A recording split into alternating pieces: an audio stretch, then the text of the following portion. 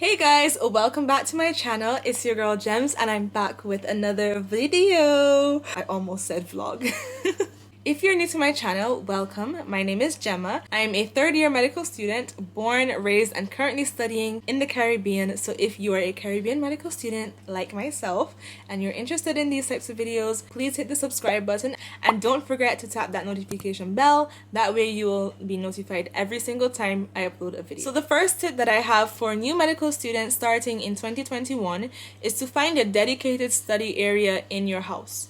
As we all know, due to the pandemic, lots of schools are taking the online route, and that is no exception for medical schools. Generally, in your first 2 years of medical school, you will most likely be online. That's just because it's the basic sciences and there's not much clinical work during that time, so it's usually a bunch of lectures, so they give it online. And what you want to make sure is that when you go to study, go to lectures or whatever it is you go to do, you don't want to be in a place that will cause you to be relaxed. So find a dedicated area in your house just for work. That way when you go there, your body knows it's time to work. The second tip I have for you guys is to get a functioning laptop or device. And believe me, when I say functioning, I mean functioning well. The last thing you want is to have a laptop or device crash on you or to just freeze up in the middle of a lecture or exam. Trust me, I know how it is. One time my laptop just froze on me. Another time it just was going so slow. So make sure you get a good functioning laptop or device, preferably a laptop that you can watch your lectures on.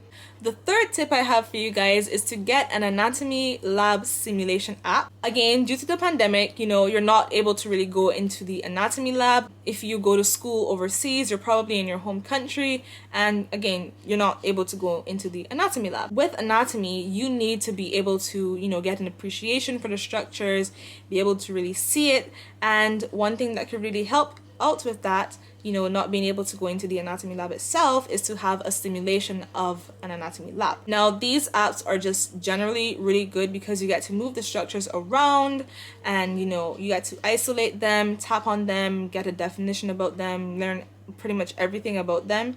And yeah, they give really good information. My favorite is the one by Visible Body.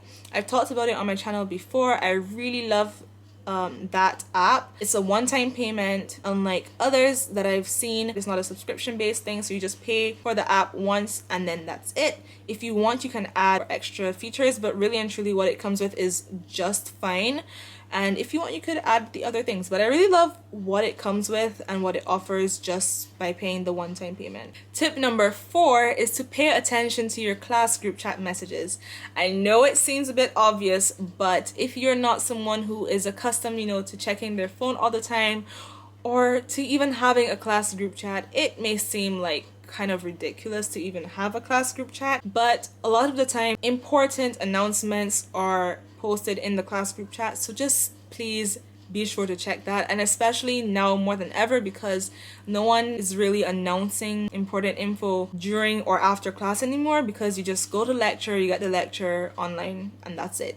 Every important information you need to know, every announcement will be posted in your class group chat, so be sure to check that at least every single day so you don't miss anything important. Tip number 5 is to stay organized. I have a whole video talking about how you can stay organized as a medical student, so I'll link it up here. And yeah, as a medical student, you're gonna have so many lectures, like so many, it's ridiculous. So just make sure you have a good filing system so you can keep track of everything. Tip number 6 is something that I always stress on my channel. I've said it in probably every single advice video, and that is to don't waste your money on books. Don't do it. Even if you're someone who just can't see themselves constantly, reading on a tablet or an iPad or laptop, don't go buying every single book. At least try out certain books, in the PDF version for the first few weeks of school to see which books you really like, and then buy the book, but don't go buying every single book. Trust me, you're gonna have to go through so many different types of books throughout medical school, and if you buy every single one, trust me, your money gonna finish in books, and you don't want that. You're already paying for medical school. Why would you go spend your money on books that you won't use 10 years from now? The only book that I bought was my Netter's Anatomy Atlas. Let me get that for you so you can see. Yeah, so this is my Netter's Anatomy Atlas. It has pictures of all the structures. I've shown it to you guys before on my channel, but yeah, these are the structures, and it has labels of everything, and it's really good to read along with whatever anatomy textbook you are reading, just so you can, you know, see the structures and then move on to your anatomy simulation app. But yeah, that's pretty much the only textbook I've bought since I started medical school. All the others were given to me, and the rest I keep on my iPad because, guys, this has lots of space and can store lots of books. Now, these next two tips that I'm going to give you guys are a little bit more geared towards students who are preparing for the USMLE like me. So if you want and you're not interested in those tips, do skip to this timestamp. Okay, so for those who are interested in the USMLE, the 7th tip that I would give to you is to start preparing from day 1. And what I mean by that is to not go like heavy into it.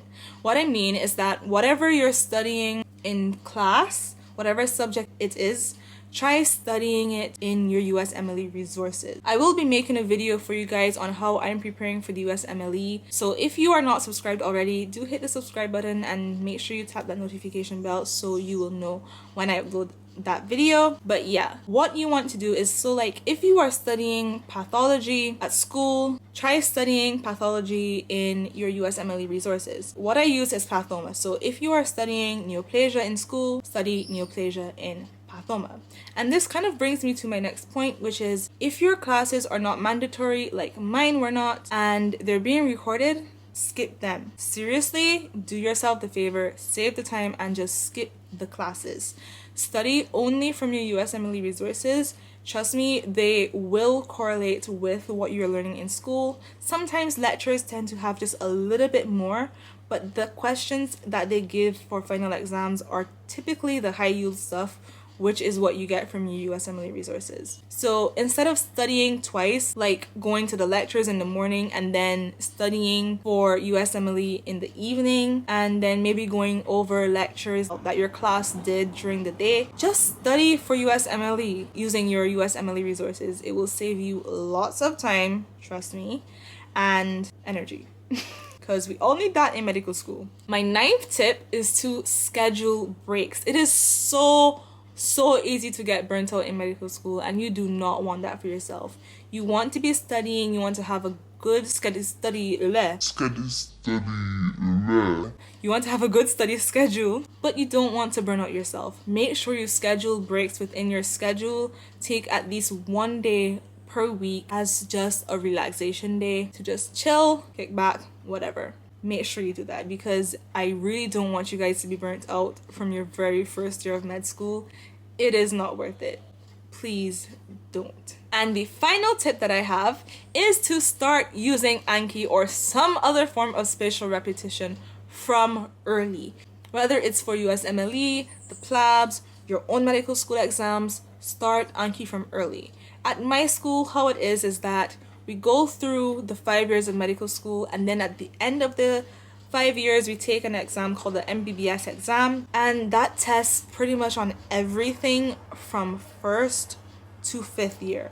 And so you want that when you get to 5th year, you don't really need to revise like all the things you learned from 1st year, or that you don't need to go back and now learn these things for the first time. You want it that it's lodged into your long-term memory, and maybe you might need to like review it for a little bit, but you would know the information. And that's how Anki, especially Anki, works. The spatial repetition, you see something one day, you see it the next day, you see it in the next few days, the next few weeks, and etc. And what that does, it helps to keep the information into your long-term memory. So yeah guys, these are all the tips that I have for you guys who are entering medical school in 2021. I hope these tips are helpful, and if you are a medical student yourself and you have other tips that I have not mentioned in this video, do put them down in the comments below so that others can see them, and I will see you guys in the next video. Please subscribe if you haven't already, and make sure you tap that notification bell so you won't miss an upload. Also give give this video a thumbs up so I know you liked the video and so that YouTube also knows and they can push out the video to others.